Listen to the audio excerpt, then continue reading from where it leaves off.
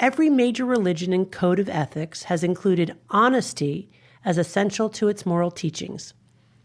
All my patients who have achieved long-term recovery have relied on truth-telling as critical for sustained mental and physical health. I, too, have become convinced that radical honesty is not just helpful for limiting compulsive overconsumption, but also at the core of a life well lived. The question is, how does telling the truth improve our lives? Let's first establish that telling the truth is painful.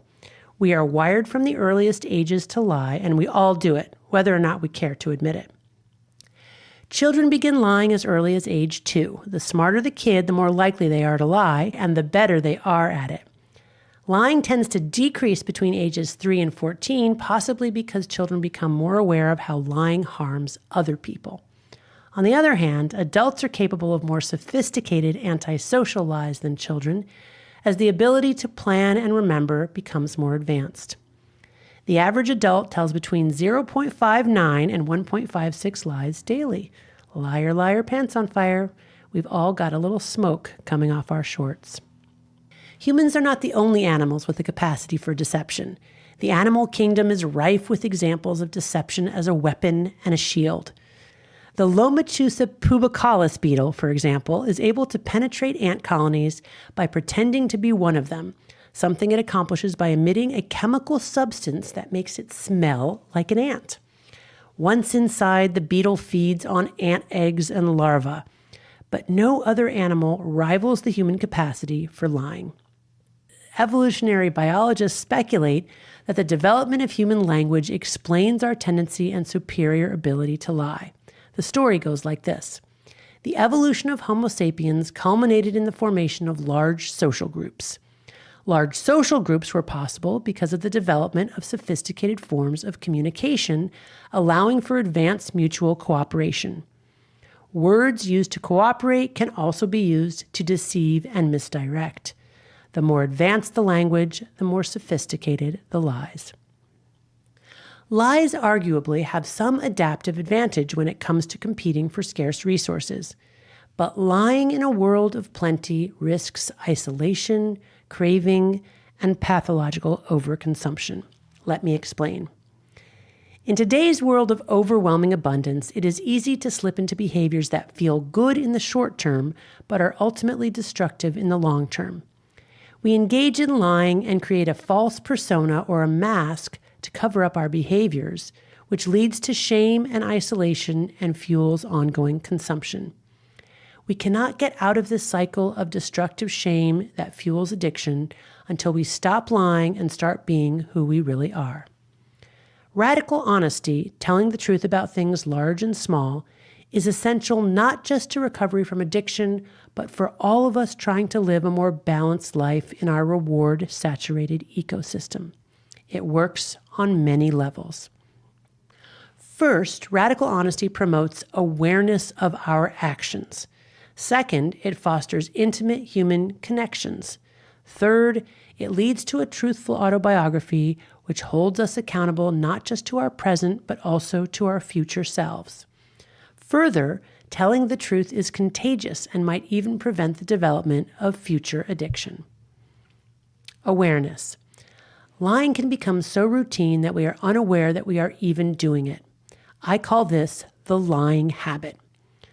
To restore a truthful narrative of our lives, we must become aware of the lies we tell ourselves and others. Recounting our experiences gives us mastery over them. Whether in the context of psychotherapy, talking to an AA sponsor, confessing to a priest, confiding in a friend, or writing in a journal, our honest disclosure brings our behavior into relief, allowing us in some cases to see it for the first time. This is especially true for behaviors that involve a level of automaticity outside of conscious awareness. When I was compulsively reading romance novels, I was only partially aware of doing so. That is to say, I was aware of the behavior at the same time I was not aware of it. This is a well-recognized phenomenon in addiction, a kind of half-conscious state akin to a waking dream, often referred to as denial. Denial is likely mediated by a disconnect between the reward pathway part of our brain and the higher cortical brain regions that allow us to narrate the events of our lives, appreciate consequences, and plan for the future. Many forms of addiction treatment involve strengthening and renewing connections between these parts of the brain. Honesty promotes intimate human connections. Telling the truth draws people in, especially when we're willing to expose our own vulnerabilities. This is counterintuitive because we assume that unmasking the less desirable aspects of ourselves will drive people away. It logically makes sense that people would distance themselves when they learn about our character flaws and transgressions. In fact, the opposite happens. People come closer. They see in our brokenness their own vulnerability and humanity. They are reassured that they are not alone in their doubts, fears, and weaknesses. Intimacy is its own source of dopamine. Oxytocin, a hormone much involved with falling in love, mother-child bonding, and lifetime pair bonding of sexual mates, binds to receptors on the dopamine-secreting neurons in the brain's reward pathway and enhances the firing of the reward circuit tract. In other words, oxytocin leads to an increase in brain dopamine. While truth-telling promotes human attachment, compulsive overconsumption of high dopamine goods is the antithesis of human attachment. Consuming leads to isolation and indifference as the drug comes to replace the reward obtained from being in relationship with others. Experiments show that a free rat will instinctively work to free another rat trapped inside a plastic bottle. But once that free rat has been allowed to self-administer heroin, it is no longer interested in helping out the caged rat, presumably too caught up in an opioid haze to care about a fellow member of its species. Any behavior that leads to an increase in dopamine has the potential to be exploited. What I'm referring to is a kind of disclosure porn that has become prevalent in modern culture, where revealing intimate aspects of our lives becomes a way to manipulate others for a certain type of selfish gratification, rather than to foster intimacy through a moment of shared humanity. There is a well-known phenomenon in AA called drunkalogs, referring to tales of intoxicated exploits that are shared to entertain and show off rather than teach and learn. Drunkalogs tend to trigger craving rather than promote recovery.